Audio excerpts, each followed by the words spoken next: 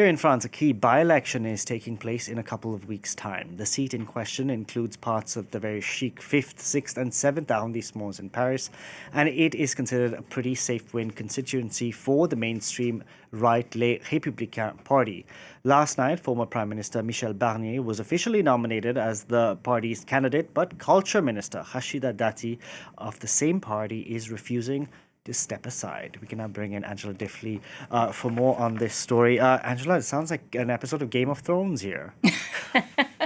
You know, that's politics. Why do they both want it? They want it because, in the shortest way, Michel Barnier would like to use it as a springboard to stand for the presidency for the mainstream right in 2027.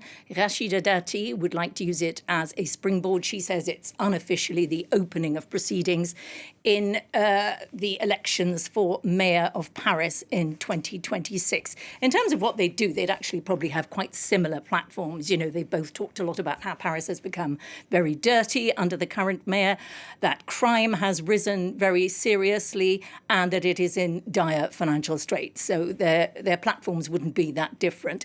As to what the mainstream Les Républicains does now, because she is refusing to stand aside, they've issued a statement saying that she would certainly be the best placed candidate for the City Hall. Now, whether that will be enough to placate her, we will see. She's a very combative character. So tell us more about these two personalities, Michel Barnier and Rachida Dati.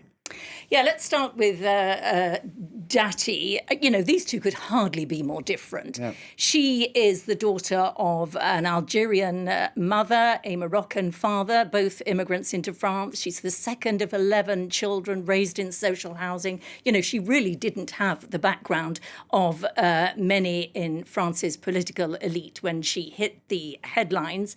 The thing that she is most remembered for, I think, outside France, when I speak to people, is that in 2009, she went back to work as Justice Minister in Nicolas Sarkozy's cabinet 5 days after giving birth. An extraordinary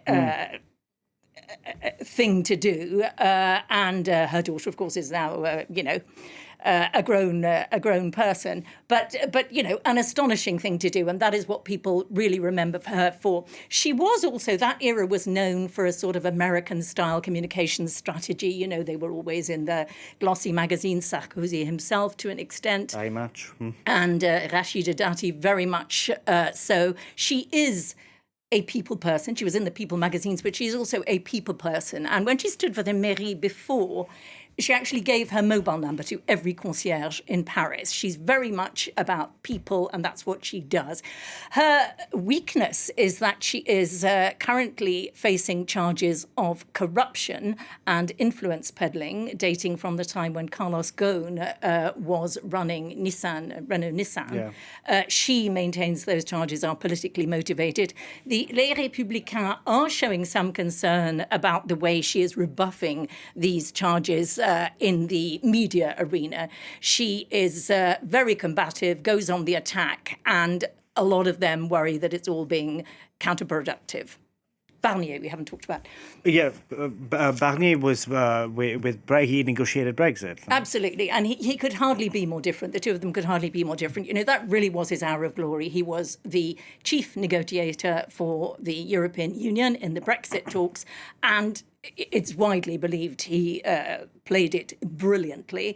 The European Union got pretty much what it wanted. It would have preferred Britain to stay in, but it got a very good deal. And he is widely seen to have led a very, very strong team very successfully. He's completely different, very methodical, very sober. He's a mountaineer. He's from the mountain areas of France. And his other big claim to fame is organising, when he was quite young, the 1992 Winter Olympics in Albertville. You know, he would like to be president. His weakness really is that he is seen to be a little bit rigid and was toppled as prime minister just a short time ago, less than a year ago. And many people felt that had he played it differently, he might not have been toppled. He's not always a good political operator. Anyway, so this is about two people who are positioning themselves everything in French politics comes back to, do you want to be president or do you want to be mayor of Paris?